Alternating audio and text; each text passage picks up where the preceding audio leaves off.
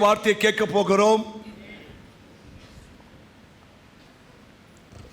தேவனுடைய வார்த்தை தான் உங்க வாழ்க்கையில மாற்றத்தை ஏற்படுத்த முடியும். சட்டத்தால் முடியாத காரியம், சமுதாயத்தால் முடியாத காரியம் தேவனுடைய வார்த்தையினால தான் முடியும். புரியுதா? ஏன்னா இந்த வார்த்தைக்கு வல்லமை இருக்கிறது. இது ஜீவனுள்ள வார்த்தை. ஆமென். நம்ம பேப்பர் வாசிக்கிறோம், புக்கு வாசிக்கிறோம், இதெல்லாம் இந்த வார்த்தைலாம் ஜீவன் கிடையாது. இந்த வார்த்தைக்கு ஜீவன் இருக்கிறது.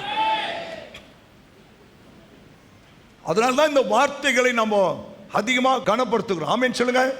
சரி, ஸ்தோத்திரம். கர்த்தர் நல்லவர். தேவன் நமக்கு ஒரு நல்ல வாக்குத்தத்தம் கொடுத்தார். 1ஆம் தேதி இந்த வாக்குத்தத்தத்தை நம்ம தியானித்தோம். தொடர்ந்து தியானம் பண்ணுங்க. ஆமா, அந்த செய்தி கேட்டீங்களா? மறுபடியும் போய் டைமே இல்லை பாஸ்டர், நான் 20 முறை கேட்டேன். என் மெசேஜ் நானே கேட்டேன் 20 முறை. புரிஞ்சிட்டீங்களா? கேளு. ஒரு செய்தி நீங்க 50 முறை கேட்டாதான் 51வது முறை அந்த செய்தியினுடைய சாராம்சம் உனக்கு புரியும். ஆமா ஆமா, போய் நம்ம யூடியூப் சர்ச் பண்ணுங்க. மிராக்கிள் செக்கின அசம்பிளி போட்டா நம்ம சர்ச் மெசேஜ் எல்லாம் வந்துடும். அதுல தலைப்புகள் போட்டு உங்களுக்கு செய்தி அனுப்புறாங்க. கேளுங்க, அது ஆசீர்வாதமாய் மாறு. சரி, ஓகே. இன்றைக்கு நம்ம ஒரு வார்த்தையை தியானம் பண்ண போறோம். வாசிக்கலாம்.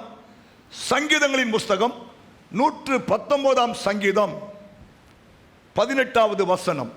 உமது வேதத்தில் உள்ள அதிசயங்களை நான் பார்க்கும்படி என் கண்களை திறந்தருளும். என் கண்களை திறந்தருளும். கை தட்டுங்க. நல்லா தட்டு. ஐயோ கடவுளுக்கு.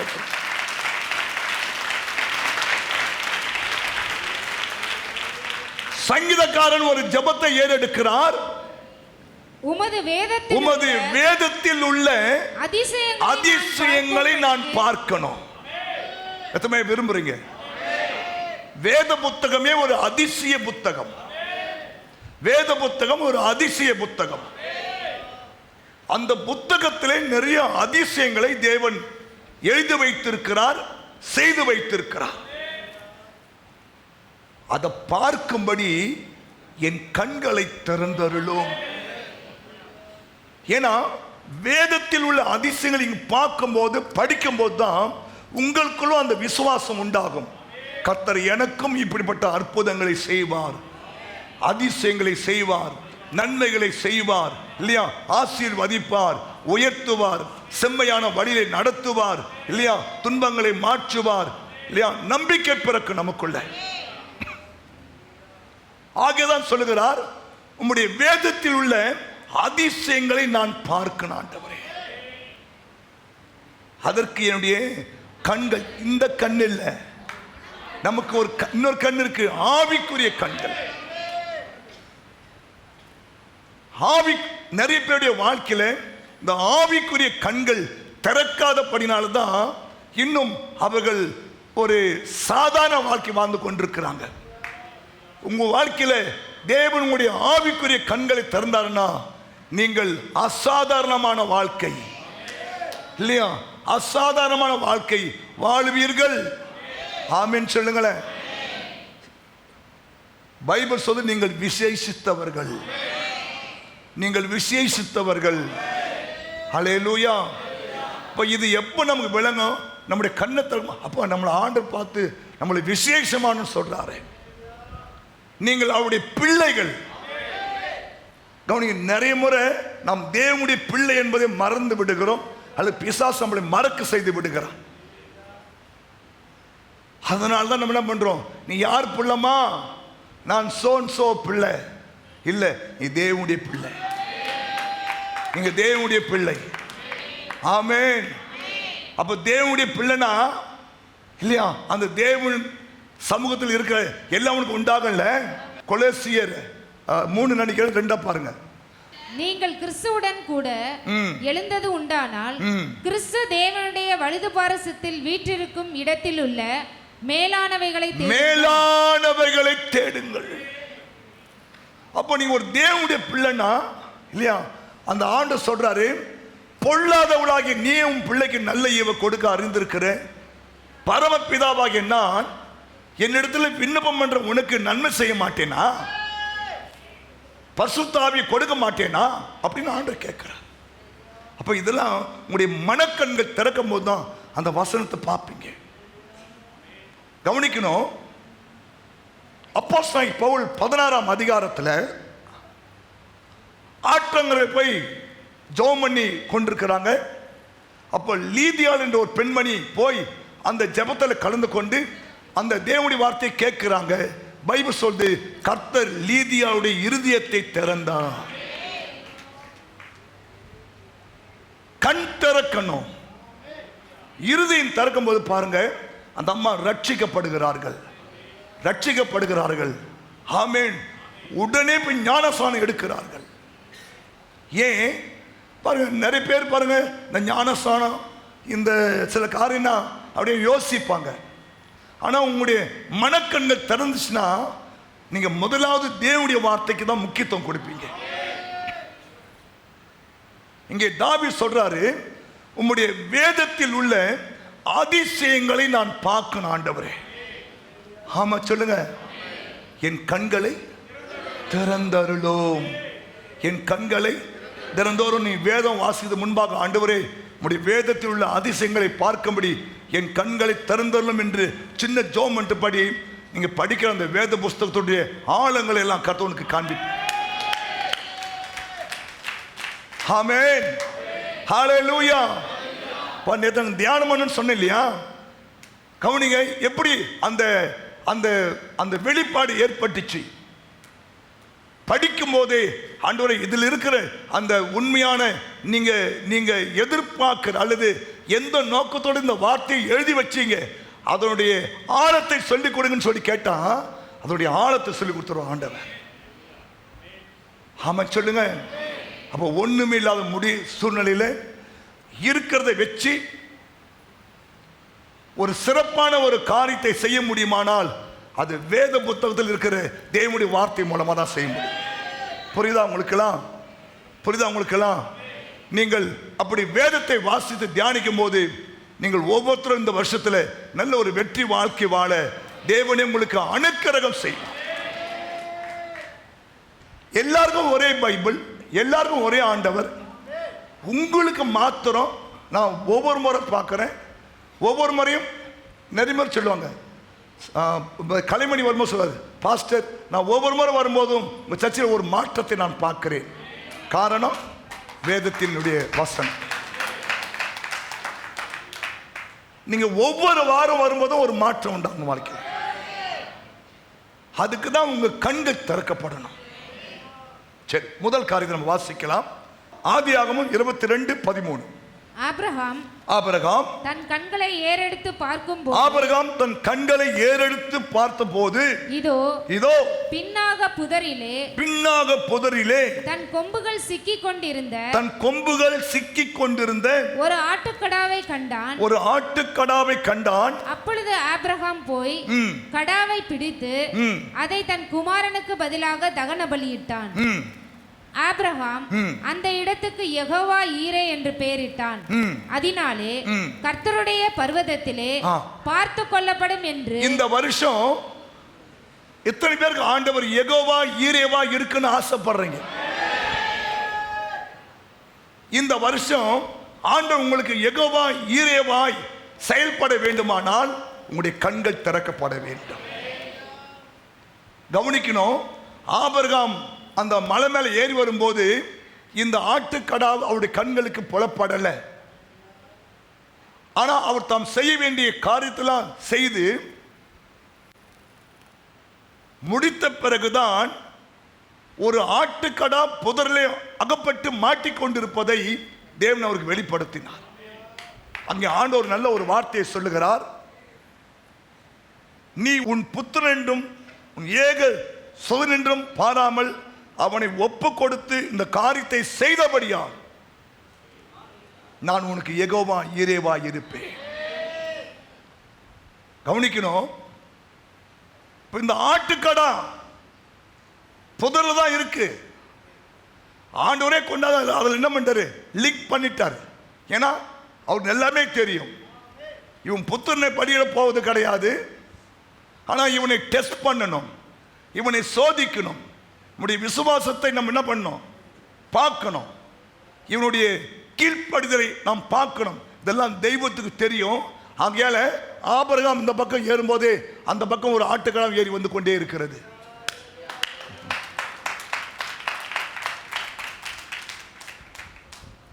புரியுதா? புரியுதா? இந்த வருஷம் ஆண்டவர் உங்களுக்கு யெகோவா ஈரேவா செயல்படணுமா?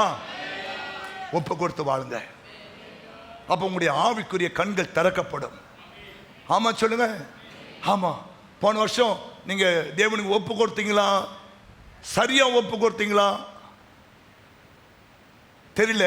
ஆனா இந்த வருஷம் மறுபடியும் ஆண்டு சொல்றாரு, நீ உன் உன் சுதன் என்றும் உன் குமாரன் என்றும் பாராமல் எனக்காக நீ அவனை ஒப்பு கொடுத்தாய்.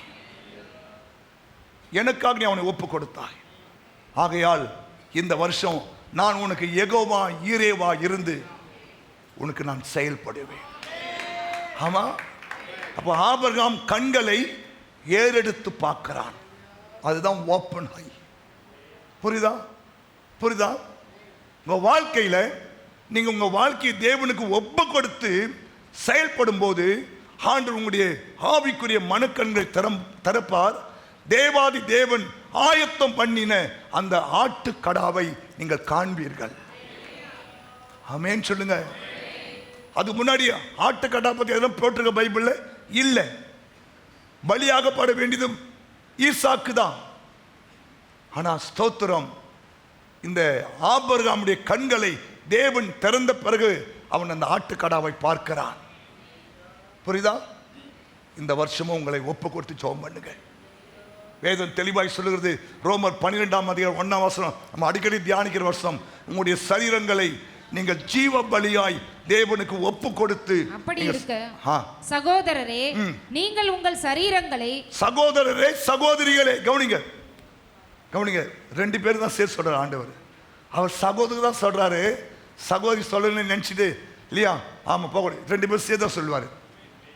சகோதரர்களே சகோதரிகளே, வாலிபரே வாலிப பிள்ளைகளே, சிறியோரே பெரியோரே, பாட்டிமாரே தாத்தாமாரே, சொல்லுமா. நீங்கள் உங்கள் சரீரங்களை கவனிங்க. Listen listen.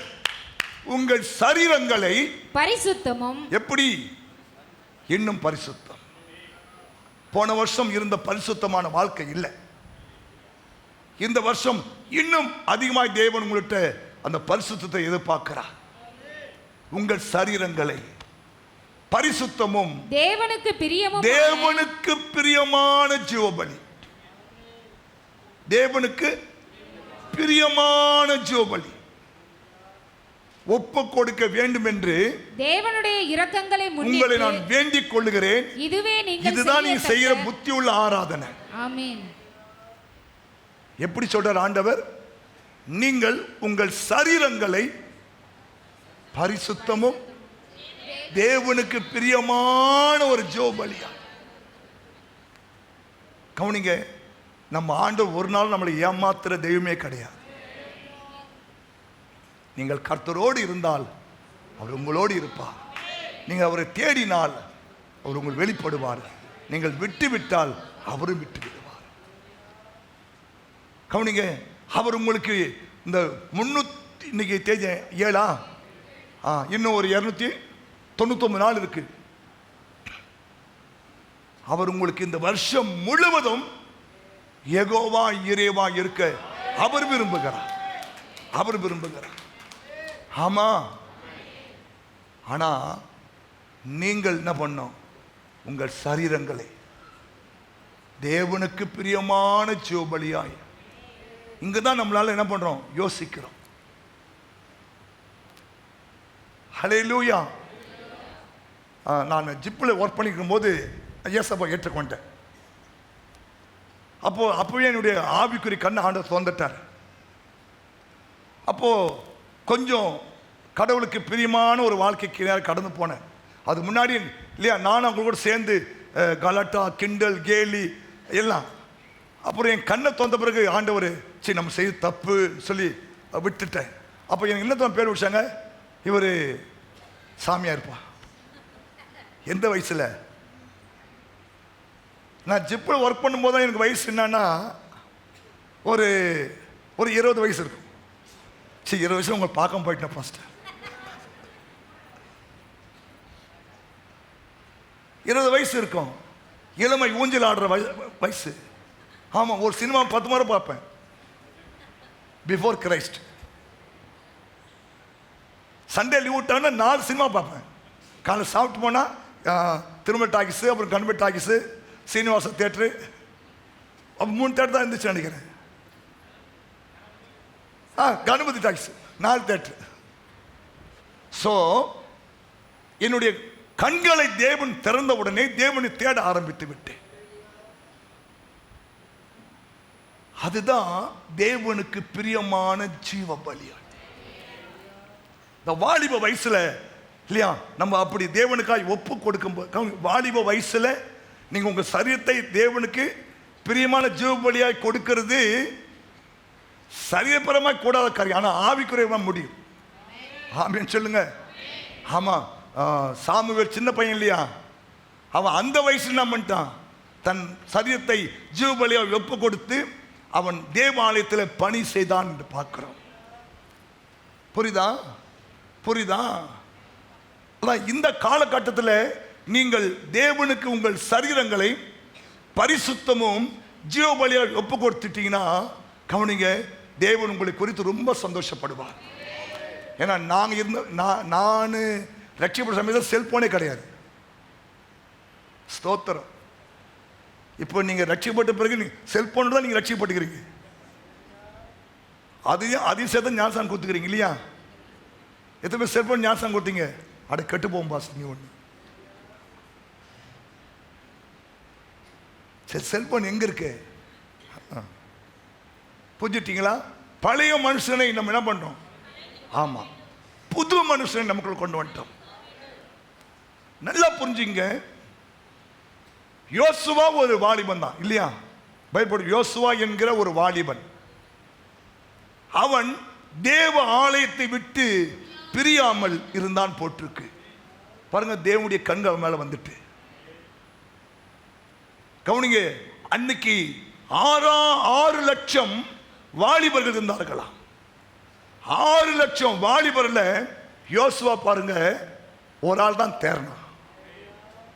அவன் தேவ ஆலயத்தை விட்டு பிரியாமல் அந்த ஊழியக்காரனோடே இணைந்தனால்தான் பிற்காலத்தில் கர்த்தர் அவனுக்கு ஒரு நல்ல ஒரு எதிர்காலத்தை உருவாக்கி கொடுத்தார் ஆண்டவர்.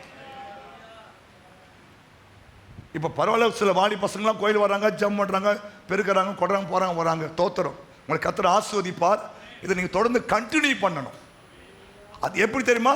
உங்கள் சரீரங்களை ஜீவ பலியாய் ஒப்பு கொடுத்து தேவனுக்கு பிரியமான ஒரு வாழ்க்கையை நீங்கள் வாழும்போது இந்த ஆண்டவர் உங்க வாழ்க்கையில யெகோவா ஈரேவா இருந்து செயல்படுவார். இதெல்லாம் நம்ம அறியறோம் பார்த்தீங்களா, உணர்றோம் பார்த்தீங்களா? அதுதாங்க நம்முடைய ஆவிக்குரிய மனக்கண்கள் ஓப்பன் ஆகிறது.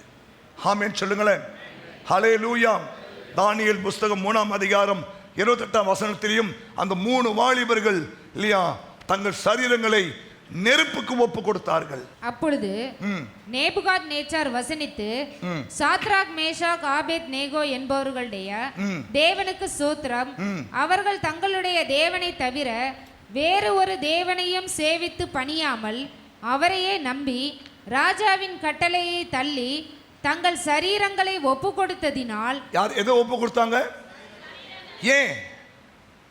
இந்த சரீரம் இன்னும் ரட்சிக்கப்படலை.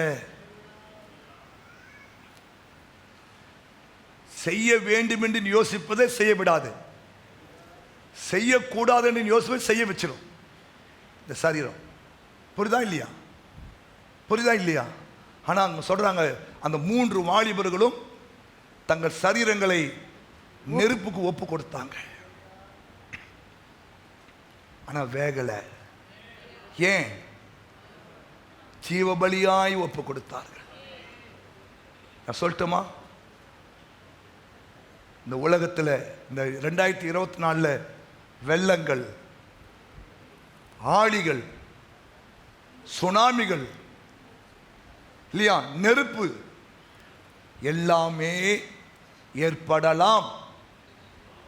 புரியுதா? ஆனா அது உங்க சரீரத்தை என்ன பண்ணக்கூடாது, சேதம்.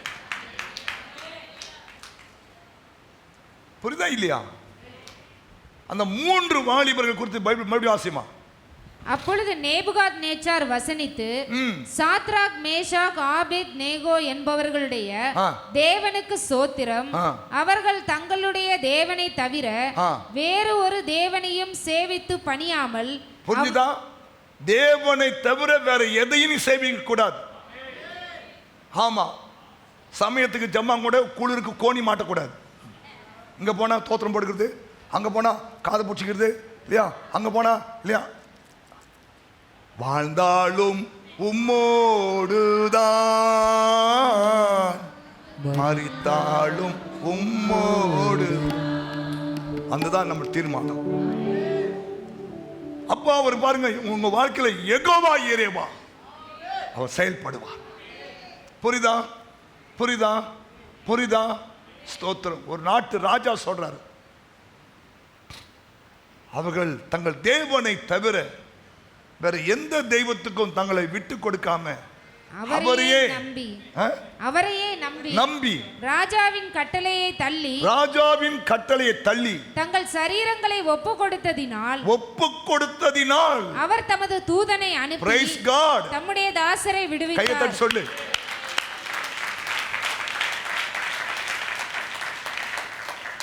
உபாகமம் 2ஆம் அதிகாரம் 30-31 வாசிக்கலாமா? ஒரு நல்ல ஒரு வார்த்தை. ஆனாலும் தன் தேசத்தை கடந்து போகும்படி எஸ்போனின் ராஜாவாகிய சீகோன் நமக்கு உத்தரவு கொடுக்கவில்லை. இந்நாளில் இருக்கிறது போல உன் தேவனாகிய கர்த்தர் அவனை உன் கையில் ஒப்பு கொடுக்கும்படி அவன் மனதை கடினப்படுத்தி. கவனிங்க, சீகோன் அந்த ராஜா இஸ்ரவேல் ஜனங்கள் அந்த நாட்டு வழியாய் போவதற்கு என்ன பண்ணல, உத்தரவு கொடுக்கல, தன் மனதை கடினப்படுத்தி. நான் சொல்ல வேண்டிய காரியம் தெரியுமா, ஒரு நாளும் உங்க மனசை கடினப்படுத்தி தேவனுக்கு விரோதமான எந்த காரியத்தையும் செய்யாது. பார்வோன் தன் மனசை கடினப்படுத்தியே வாழ்ந்தான். கடைசியில் அவனுடைய தலைப்புலி ஆண்டு க்ளோஸ் பண்ணிட்டான். ஹலோ சிஸ்டர், பிரதர், ஆண்டவர் உங்களை எச்சரிக்கும் போது, ஆண்டவர் உங்களை இல்லையா சில சமயம் எச்சரிப்பார், பேசுவார், சில சிக்ஷைகளை அனுமதிப்பார். நீ அதெல்லாம் மீறி உன் இருத்தை கடினப்படுத்தும் போது தேவனுடைய கோபத்துக்கு நாம் ஆளாகி விடுவோம். ஆமா சொல்லுங்க. இப்போ மனசு என்ன பண்ணாங்க, கடினப்படுத்தாத. கவனிங்க, நம்ம தேவனுடைய வார்த்தைக்கு தான் முக்கியத்துவம் கொடுக்கணும். ஆமென் சொல்லுங்க. வார்த்தைக்காக தான் உங்க சரீரத்தை என்ன பண்ணணும், ஒப்பு கொடுக்கணும். எல்லாவற்றையும் அனுபவிக்க உனக்கு அதிகாரம் இருக்கு, ஆனா தகுதி கிடையாது. புரியுதா? ஒருவனுக்கு ஒருத்தி என்ற சட்டம் பைபிள் தான் இருக்கு. ஒருவனுக்கு ஒருத்தி, அதை மீறவே கூடாது. நம்ம ஒரு நாளும் நீ கிறிஸ்தவத்திலையும் 2 பொண்டாட்டி 2 புருஷன், 3 பொண்டாட்டி 3 புருஷன் கொன்னேடுவார். முதல்ல இன்னைக்காடு விட்டுட்டு ஏறக்கட்டு, இந்த வருஷத்துல ஏறக்கட்டு. யாரும் சிரிச்சாங்கன்னு நினைக்கிறேன். ஏறக்கட்டு. முடியாத பாஸ்டர் அவர் முடிய வச்சிருவார், அப்புறம் நம்ம வாழ்க்கையை முடிச்சிடும். ஹலோ, அதான் பரிசுத்தம். எல்லாவற்றையும் அனுபவிக்க அதிகாரம் இருக்கு, தகுதி இல்லை. இன்னொரு வருஷம் எல்லாவற்றையும் அனுபவிக்க எனக்கு அதிகாரம் இருக்கு, நான் ஒன்றுக்கும் அடிமைப்பட மாட்டேன், நான் ஒன்றுக்கும் அடிமைப்பட மாட்டேன். அதான் ஒப்பு கொடுத்துச்சு. மனசை கடினப்படுத்தாதீங்க. ஆண்டவர் பேசும்போது அப்படியே கீழ்ப்படிங்க, ஒபை பண்ணுங்க. இல்லையா? சொல்லும்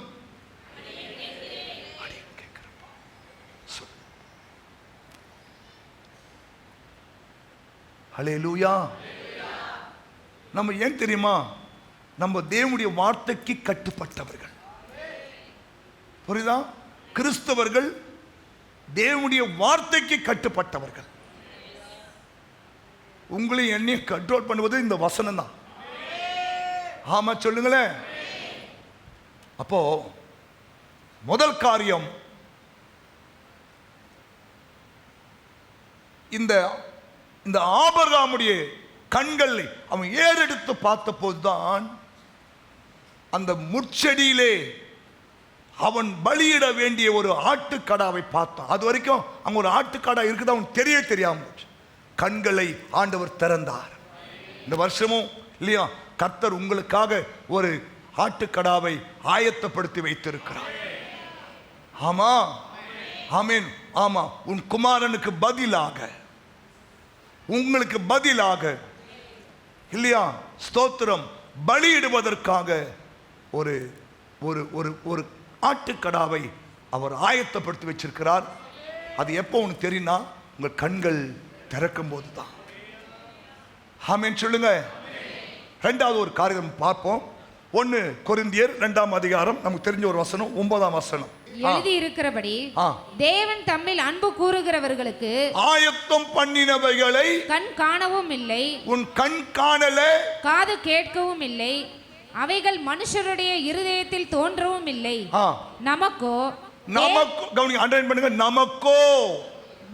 அது இருமா, அதுதான் உங்களுடைய இந்த வருஷத்தினுடைய ரேமா. நமக்கோ தேவன் அவைகளை தமது ஆவியினாலே வெளிப்படுத்தினார். அந்த ஆவியானவர் எல்லாவற்றையும் தேவனுடைய ஆழங்களையும் ஆராய்ந்திருக்கிறார். கவனிங்க, தேவன் நமக்கு ஆயத்தம் பண்ணி இந்த வருஷம் தேவன் உங்களுக்கு ஆயத்தம் பண்ணி வைத்திருக்கிறவைகளை உங்களுடைய மாம்ச கண்களால் நீ பார்க்க முடியாது. ஆனா ஆவியானவர் அதை என்ன பண்ணுவார், உங்களுக்கு வெளிப்படுத்துவார். இந்த வருஷம் நீங்கள் பரிசுத்த ஆவியானவருக்கு முக்கியத்துவம் கொடுத்து, அந்நிய பாஷை வரங்களுக்கு முக்கியத்துவம் கொடுத்து, ஆவியில நிறைந்து ஜெபம் பண்ணும் போது ஆண்டவர் இந்த வருஷம் உங்களுக்கு ஆயத்தம் பண்ணி வைத்திருக்கிறவைகளை உங்களுக்கு கொடுப்பார். கைத்தட்டி மகிமைப்படுத்துங்க.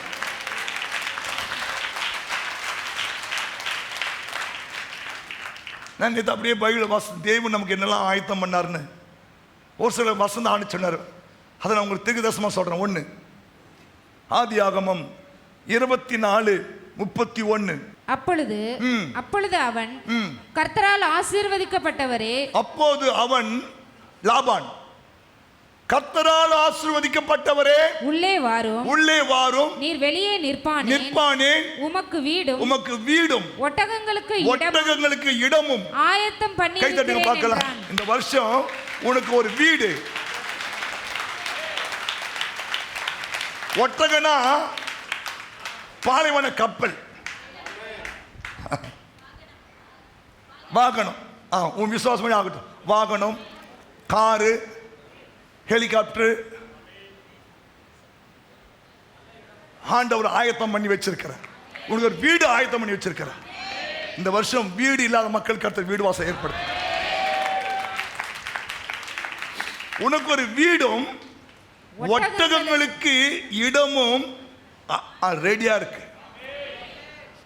ஆமா, இதெல்லாம் திருசமா எடுத்துக்கொள்ளுங்க. வீடு, ஏன்னா பேசுவது அவர் தனிமையானவர்களுக்கு வீடு வாசலை ஏற்படுத்துகிறார். அவர் வீடு வாசல் இல்லாதவர்களுக்கு வீடு வாசலை உண்டு பண்ணுகிறார். இந்த வருஷம் நம்ம சர்ச்சை நிறைய பேருக்கு ஆண்டவர் இடம் கொடுப்பார். எங்க பாஸ்டர், நானும் தான் 10 வருஷமா போராடுறேன், ஒரு சென்ட் கூட வாங்க முடியலையே பாஸ்டர். இந்த வருஷம் வாங்க உதவி செய்வார். நம்புறீங்களா? ஏன்னா உனக்கு வீடும் ஒட்டகங்களுக்கு இடமும் ஆயத்தமா இருக்கு. ஆமா, அப்படின்னா என்ன, கார் பார்க்கிங்கோட ஒரு வீடு. சில பேருக்கு கார் இருக்கும், பார்க்கிங் இருக்காது.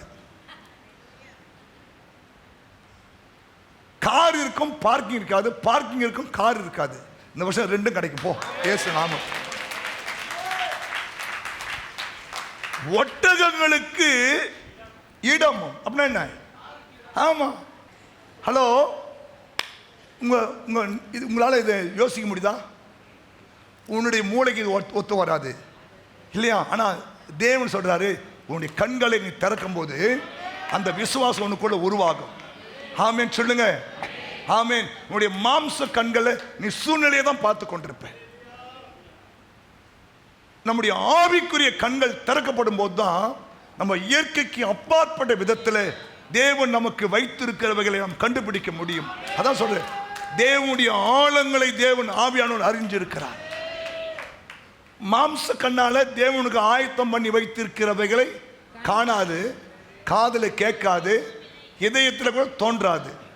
ஆனா ஆவியானவரோ தேவனுடைய ஆழங்களை அறிந்திருக்கிறபடினாலே அதை நமக்கு வெளிப்படுத்துவார். புரியுதா இல்லையா? புரியுதா?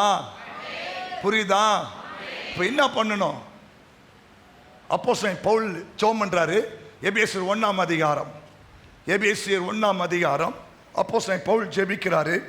தேவன் இவர்களுக்கு பிரகாசமான மனக்கண்களை கொடுக்க வேண்டும் என்று நான் வேண்டுகிறேன். தாம் கிறிஸ்துவை மரித்தோரிலிருந்து எழுப்பி அவரிடத்தில் நடப்பித்த தமது பலத்த சத்துவத்தின் வல்லமைப்படியே விசுவாசிக்கிறவர்களாகிய நம்மிடத்தில் காண்பிக்கும் தம்முடைய வல்லமையின் மகா மேன்மையான மகத்துவம் என்னதென்றும் நீங்கள் அறியும்படிக்கு அவர் உங்களுக்கு பிரகாசமான மனக்கண்களை கொடுக்க வேண்டும் என்று வேண்டிக் கொள்கிறேன்.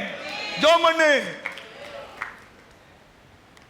ஏன் உங்களை பார்த்து ஜோமன்னு ஜோமன் தருமா? ஆண்டவரே, நீர் எனக்கு இந்த வருஷம் ஆயத்தம் பண்ணி வைத்திருக்கிறவைகளை எனக்கு காண்பீங்க ஆண்டவரே. ஆமா, ஜபம் இல்லாம ஒன்றும் நடக்காது. எல்லாத்துக்குமே ஜபம் நமக்கு பேஸ்மெண்டா தான். புரியுதுங்களா? ஆமா சொல்லுங்களேன். ஆமேன் சொல்லுங்க.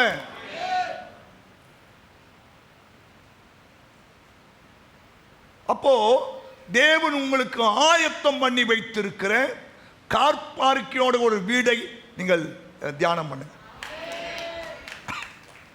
நான் சொல்றேன், யாரோ ஒரு இல்லை, வீடு வாசல் இல்லாத ஆட்கள் இருந்து காரியம் நிறைவேறும். ஆமே. இவ்வளவு பெரிய இடத்துல என் காரியம் தெருதான் நிற்குது. நானும் விரும்ப ஆண்டவரே, என் கார் பறிக்கையோட ஒரு வீடு வேணும் ஆண்டவரே. ஆமா, ஸ்தோத்திரம். சர்ச்சை கட்டின தவிர ஒரு கார் நிற்கிறது இடம் வைக்கல. ஏன்னா ஒரு குட்டி இடம் வந்தா அங்கேயும் ஒரு கோயில் உருவாக்கணும். நானும் விசுவாசிக்கிறேன் ஆண்டவரே, எனக்கும் கார் பார்க்கிங் கூட ஒரு வீடு வேணும் ஆண்டவரே. தருவாரா? உனக்கு தனாம வேறு யாருக்கு பாசம் தர போறாரு? இரவும் பகலும் இயேசுவே இயேசுவே இயேசுவே கூப்பிட்டு நடக்கிறீங்க. ஆமென், ஹல்லேலூயா. அப்ப என்ன சொல்றார் ஆண்டவர்? நமக்கு தேவன் இந்த வருஷம் ஆயத்தம் பண்ணி வைத்திருக்கிறவர்களை நீங்க காண வேண்டுமானால் உங்களுக்கு பிரகாசம் உள்ள கண்கள் வேணும். சில கண்கள் தெளிவில்லாம இருக்கும் பாருங்க, தெளிவில்லாத கண்கள். கேளுங்க, ஆண்டவர் என் கண்களை பிரகாசமா இல்லையா? இந்த கேட்ராக் வந்துட்டா நம்ம கண்ணு மங்கள் அடையும் பாருங்க. அப்போ டாக்டர்மா அந்த தோலை உரிச்சு பிறகு தான் பாருங்க பளிச்சுன்னு தெரியும். இப்போ நிறைய பேர் கண்கள் கேட்ராக் இருக்குது, ஸ்பிரிச்சுவல் கேட்ராக். என்ன கேட்ராக்? Spiritual cataract. மங்களா இருக்குது, மங்களா இருக்கு. ஜோம் பண்ணுங்க, கர்த்தர் கண்களை பிரகாசமாய் மாற்று. அப்போ தேவன் உங்களுக்கு ஆயத்தம் பண்ணி வைத்திருக்கிறவைகளை. அப்போ பாஸ்டர், நாங்களாம் வாடகைக்காக வீடு விட்டுக்கிறோம் பாஸ்டர், எங்களுக்கு வாடகை வரும், இன்னொரு ஆள் வருவான். ஆமா ஆமா, ஏன்னா பிரியமானவனே, உன் ஆத்மா வாடுற மாதிரி நீ வாழ்ந்து சுகமா இருக்கணுமா. இரண்டாவது ஒரு வார்த்தை வாசிக்கலாம், எஸ்தர் 7:10. அப்படியே ஆமான் மொர்தகாய்க்கு ஆயத்தம் பண்ணின தூக்கு மரத்தில் ஆமானையே தூக்கி போட்டார்கள். அப்பொழுது ராஜாவின் உக்கிரம் தணிந்தது. கவனிங்க, இந்த வருஷம் தேவனுடைய பிள்ளைகளுக்கு விரோதமாய் ஆகான்கள் செய்து வைத்திருக்கிற தூக்கு மரத்திலே அவர்களே கத்த மாற்றி காரியம் மாறுதலாய் முடியும் பாருங்க. அதனால் பயப்படாத.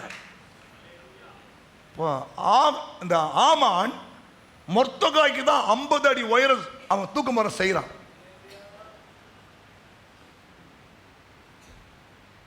ஆனால் ஆண்டவர் அப்படியே பிளேட்டை மாற்றி விட்டார். எந்த மொர்தெகாய்க்கு அவன் தூக்கு மரம் செஞ்சானோ அதே தூக்கு மரத்தில் தேவன் அவனை தூக்கி போட்டார். என்ன சொல்லுவான்னு தெரியுமா? உனக்கு விரோதமாய் உருவாக்கப்படுகிற எந்த ஆயுதமும் வாய்க்காது. இனி துஷ்டன் உன் வழியாய் வருவதே கிடையாது. கர்த்தரின் பட்சத்தில் இருக்கிறான், நான் பயப்பட மாட்டேன். ஆமா சொல்லுங்க. ஆமா. அதனால சத்துரு உங்களுக்கு ஏதாவது இப்படி ஒரு தீமை செய்யணும், அப்படி செய்யணும்னு அவன் ரெடி பண்ணி வச்சிருந்தா கர்த்தர் அதை அப்படியே பிளேட்டை மாற்றி விட்டுறா பாருங்க. ஜோம் பண்ணுங்க, ஜோம் பண்ணுங்க, ஜோம் பண்ணுங்க, ஜோம் பண்ணுங்க, ஜோம் பண்ணுங்க. ஆமென் சொல்லுங்க. சங்கீதக்காரன் சொல்றாரு 23:5, கர்த்தர் எனக்காக ஆயத்தம் பண்ணின ஒரு பந்தி என் சத்துருக்களுக்கு முன்பாக நீர் எனக்கு ஒரு பந்தியை ஆயத்தப்படுத்தி. இந்த வருஷம் உங்க சத்துருக்களுக்கு முன்பாக ஆண்டவர் ஒரு பந்தியை உனக்கு ரெடி பண்ணி வச்சிருக்கார். கைதட்டு.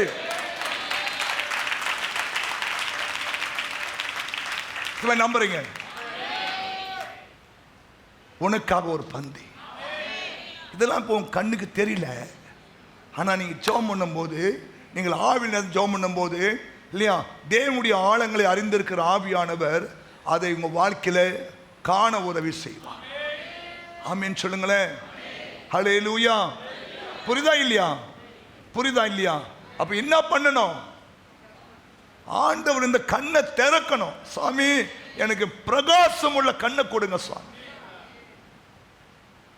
உங்களுக்கு எல்லாருக்கும் தேவன் அப்படி ஒரு கிருபை பண்ணிட்டார்னா நீங்க ஒவ்வொரு ஆளும் இந்த செங்கப்பட்ட சூப்பர் ஸ்டார் தான். ஆமா. தாவீது அதான் ஜெபம் பண்றார். ஆண்டவரே உம்முடைய வேதத்தில் உள்ள அதிசயங்கள் எல்லாம் நான் பார்க்கும்படி என் கண்களை திறந்தருளும். ஏன்னா வேதத்தில் ஏகப்பட்ட அதிசயங்கள் இருக்கு.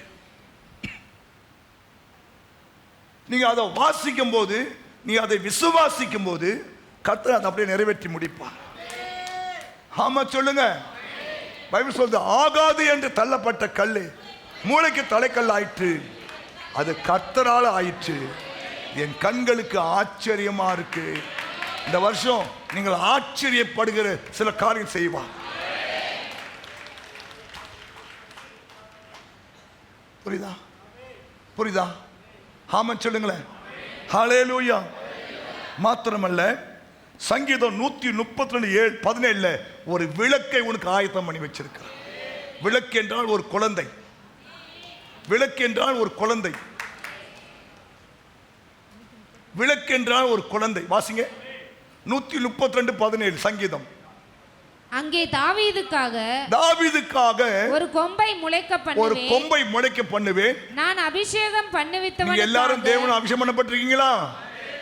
அவனுக்காக ஒரு விளக்கை ஆயத்தம் பண்ணி இருக்கிறேன். கையை தட்டு.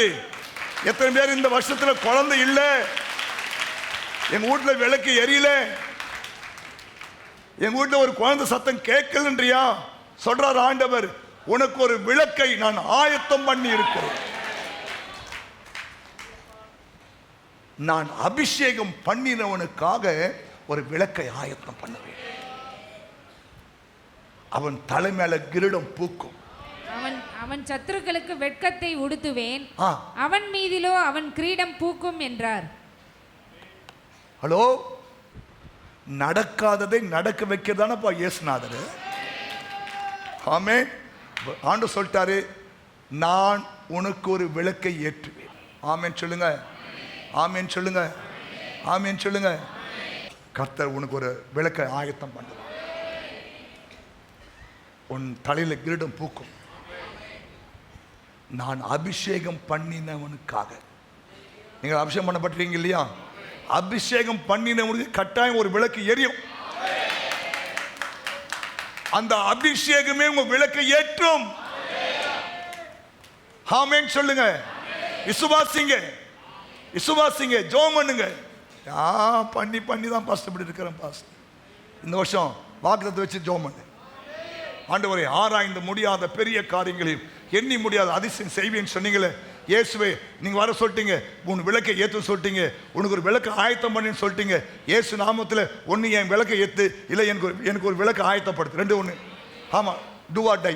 கே, ஒன்று என் விளக்கை ஏற்று, இல்லைன்னா ஒரு விளக்கு ஆயத்தப்படுத்து. என்ன சொல்கிற? விடாத, இந்த வருஷம் விடாத. சொல்ல, ஏமா நீ ஒரு விளக்கை நான் ஆயத்தப்படு, உன் விளக்கை நான் ஏற்றி விட்டுறேன் போ. ஆமென். செய்வாரா? முடியுமா? இவரால் முடியும். 90 வயசு பாட்டிக்கு முடிஞ்சுதா இல்லையா? ஆமா, 90 வயசு வயசான கேள்வி எலிசபெத்துக்கு முடிஞ்சுதா இல்லையா? முடிஞ்சுதா இல்லையா? ஹலோ, விசுவாசிக்கிறவங்க தாங்க எல்லாம் கூட. கவலைப்படாதீங்க. கர்த்தர் விளக்கை ஏற்றும், உன் இருள் வெளிச்சமாகும். 3வது மத்தேயு 22:8. இந்த வருஷம் கல்யாணம் ஆகாத ஒரு கல்யாண விருந்து ரெடி. மத்தேயு 22:8. அப்பொழுது அவன் தன் ஊழியக்காரரை நோக்கி, கல்யாண விருந்து ஆயத்தமாய் இருக்கிறது. கல்யாண விருந்து ஆயத்தம். கைதட்டு. இதெல்லாம் விசுவாச வார்த்தைகள். ஆமா, நானும் எத்தனையும் மாப்பிள்ளை பாத்திரம் பாஸ்டர், பொண்ணு பாத்திரம் பாஸ்டர், ஒன்று அமையல, இந்த வருஷம் அமைஞ்சிடும். சொல்லு, ஆண்டவரே ஒரு கல்யாண விருந்து ஆயத்தப்படுத்தினேன்னு சொல்லிட்டீங்களே. ஆமாம், புரியுதா? ஜெபம் பண்ணு. நல்ல கல்யாண விருந்து தேவன் ஆயத்தப்படுத்துவார். முடியுமா? அப்பா கிட்ட முடியுமா? ஆமாம், அவரால் முடியாத ஒன்றுமே இல்லை. கவனிங்க, தேவனால கூட காரியம் ஒன்றும் இல்லை, மனுஷனால கூட காரியம் ஒன்றும் இல்லை. தேவன் செய்ய நினைத்தும் தடைப்படாதான், மனுஷன் செய்ய நினைத்தும் தடைப்பட மாட்டாதுன்னு ஆதியாகமத்தில் வாசிக்கிறோம். நான் நேற்று அந்த வசந்த வாசி ஆட தேவன் தான் சொல்றாரு. அந்த வசந்த வாசிங்க 11:6 நினைக்கிறேன். அப்பொழுது கர்த்தர், இதோ ஜனங்கள் ஒரே கூட்டமாய் இருக்கிறார்கள், அவர்கள் அனைவருக்கும் ஒரே பாஷையும் இருக்கிறது, அவர்கள் இதை செய்ய தொடங்கினார்கள், இப்பொழுதும் தாங்கள் செய்ய நினைத்தது ஒன்றும் தடைபட மாட்டாது என்று இருக்கிறார்கள். கவனிங்க, நம்ம செய்ய நினைக்கிறதும் தடைபட மாட்டாது, தேவன் செய்ய நினைத்ததும் தடைபட மாட்டாது. ஹல்லேலூயா. நீங்க இந்த வருஷம் என்னென்ன காரியம் செய்யணும்னு நீங்க யோசிக்கிறீங்களா? தேவன் அதை தடைப்படுத்த மாட்டார், செய்வார். அவர் செய்வார்.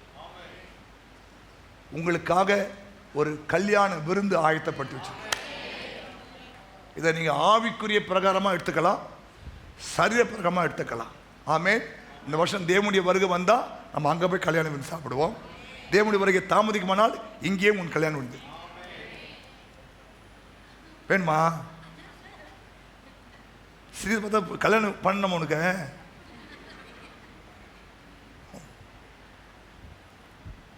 சார் ஏங்கி வெம்பி உட்காந்துக்குது. பண்ணாதான் தெரியும் உனக்கு. எத்தனை வாலிபடிங்க கல்யாணம் பண்ணிங்கன்னு ஆசைப்படுறீங்க? யார் கை தூக்க சொல்ற? பொண்ணுத்துக்கு ஆசை இல்லை. ஏன்? நான் எங்கள் அப்பாவை பார்க்குறேன், எங்கள் அப்பா படுற கஷ்டம் பார்க்குறேன், எங்கள் அம்மா படுற கஷ்டம் பார்க்குறேன் இல்லையா? அரேஞ்ச் மேரேஜ் நல்லதா, லவ் மேரேஜ் நல்லதான்னு கேட்குறாங்க ஒருத்தர். அரேஞ்ச் மேரேஜா லவ் மேரேஜா?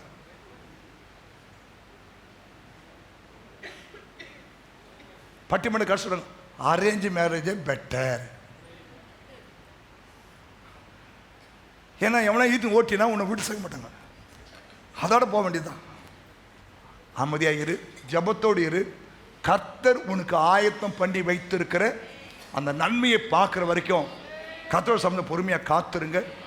கர்த்தர் ஏற்ற காலத்தில் உனக்கு நேர்த்தியான காரியங்களை செய்து முடியும். ஆமென். கண்ட காட்சியை பார்த்து கண்ட வீடியோ பார்த்துட்டு லைஃபை கெடுத்துக்காதீங்க. ஹல்லேலூயா. ஆமென் சொல்லுங்க. சரி, அதனால உங்களுக்கு 2 காரியம் சொல்ல முடிஞ்சது. 3வது ஒரு காரியம் சொல்லி ஆரம்பிச்சு வைக்கிறேன். என்னாகமம் 24:3 முதல் 9 வசனங்களை வாசிச்சுட்டு நம்ம எழுந்து நிற்கலாம்.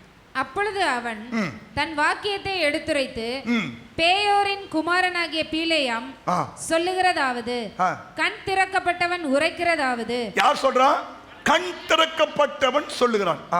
தேவன் அருளும் வார்த்தைகளை கேட்டு சர்வ வல்லவரின் தரிசனத்தை கண்டு தாழ விழும்போது கண் திறக்கப்பட்டவன் விளம்புகிறதாவது, யாக்கோபே யாக்கோபே உன் கூடாரங்களும். அதான் பாட்டுமா, யாக்கோபே நீ வேர் ஊன்றுவாய்னு.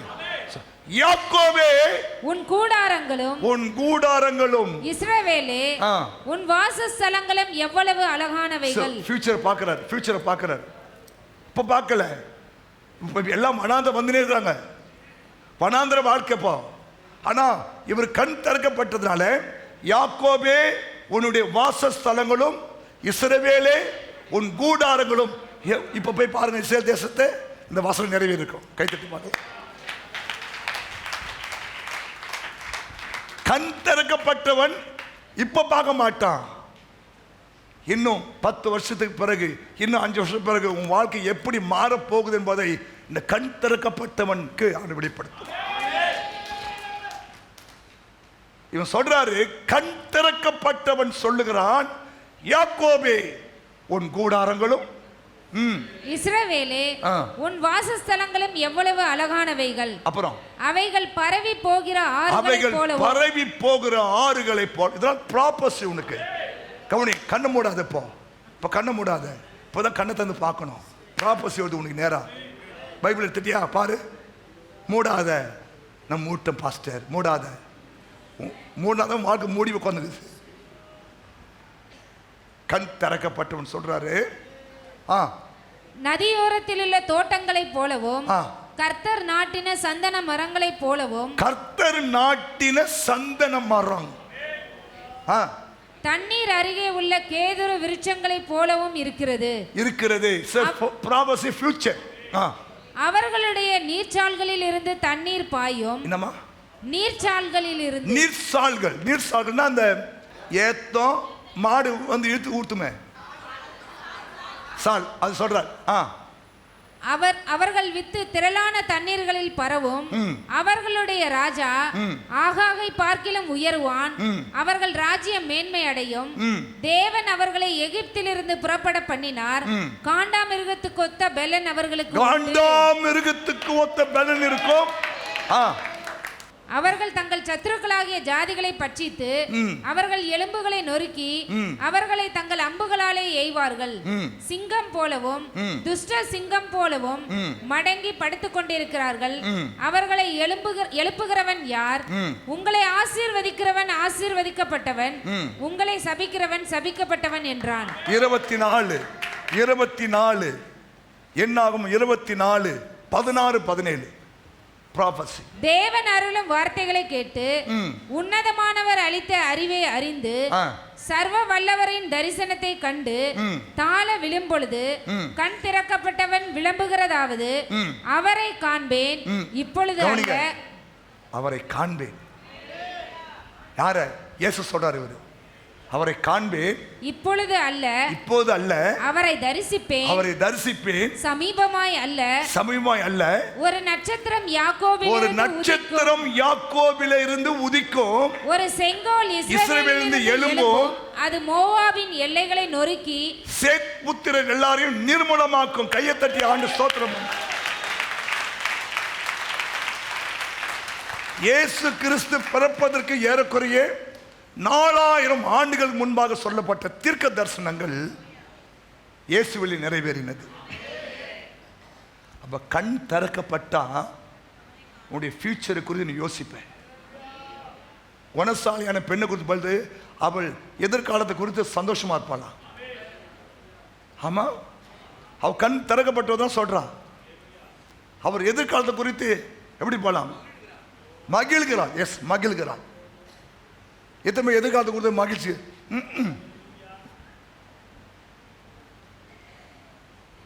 சந்தோஷமா இருக்கு. ஏன் தெரியுமா? ஒரு நட்சத்திரம் உதிக்கும், ஒரு ஆளுவார், அவருடைய செங்கோல் நிற்கும் இல்லையா? புரியுதா?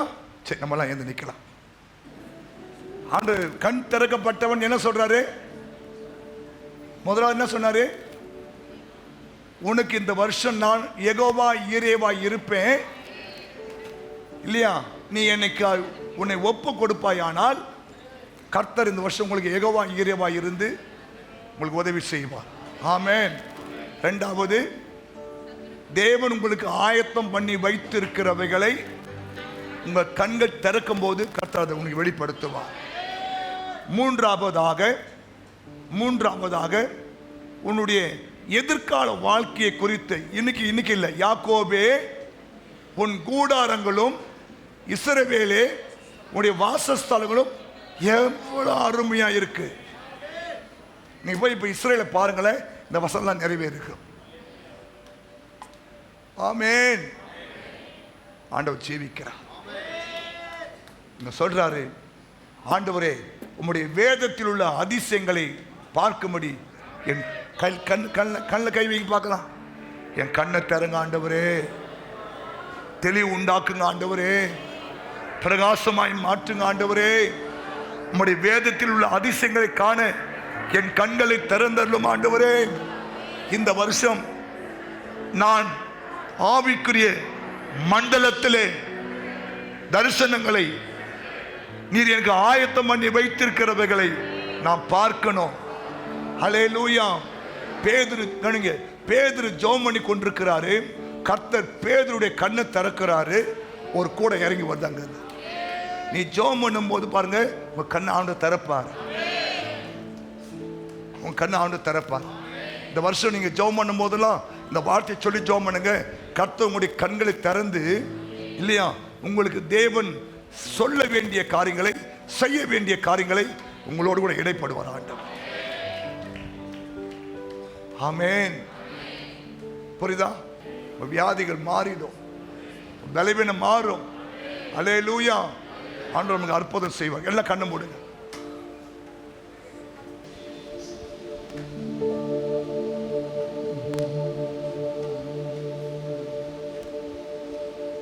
புதிதாக்கும் பரிசுத்தரே,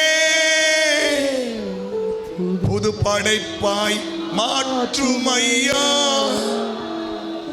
உடைத்து விடும் உருமாற்றும், பண்படுத்தும் பயன்படுத்தும், ஆளுகை செய்யும்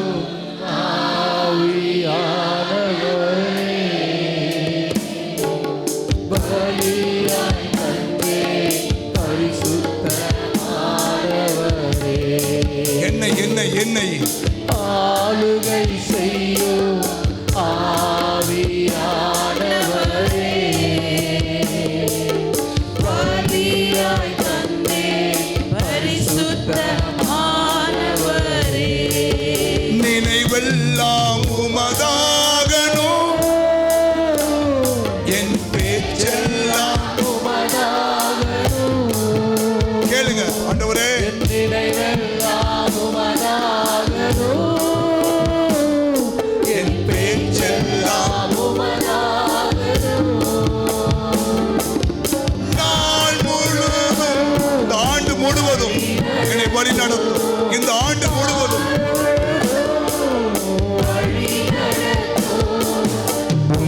விருப்பம் செயல்படுத்தும்.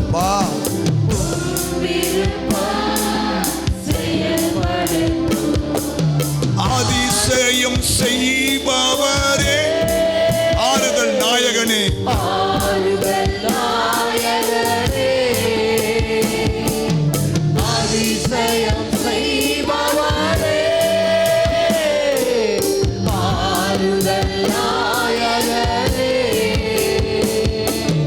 காயம் கட்டும் கர்த்தாவே, என் காயம் கட்டும்,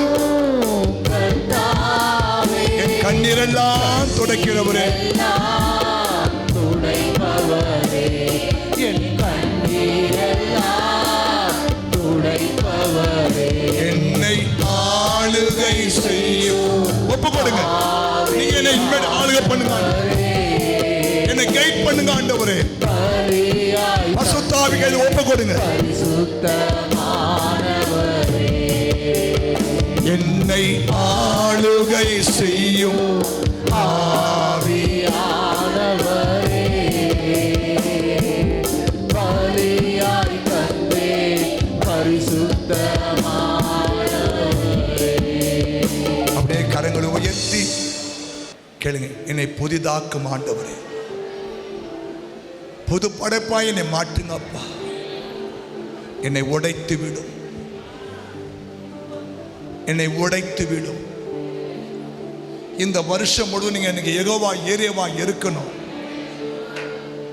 எனக்கு உதவி செய்யுங்க. ஆண்டவர் உனக்கு அற்புதம் செய்வார்.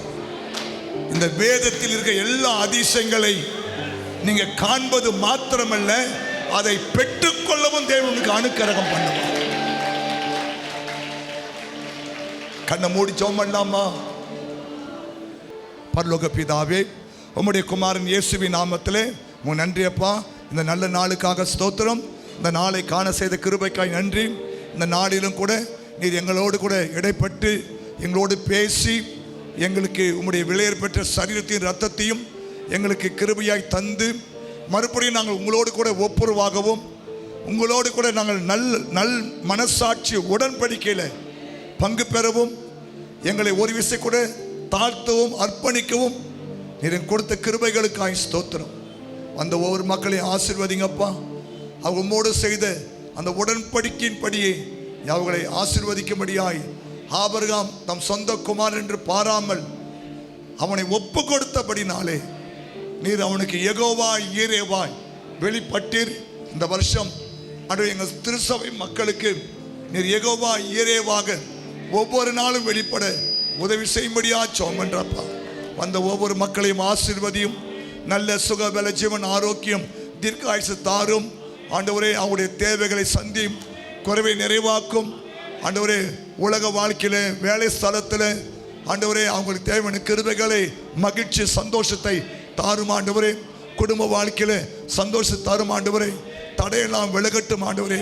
நீரே இந்த அருமையான திருச்சபை மக்களுக்கு நீர் போதுமானவராய் இருக்கும்படியாக ஜெபிக்கிறேன். ஆசீர்வதிங்க ஆண்டவராகிய இயேசு மூலம் ஜெபிக்கிறோம் பிதாவே. என் ஆத்துமாவே கர்த்தரை ஸ்தோத்திரி.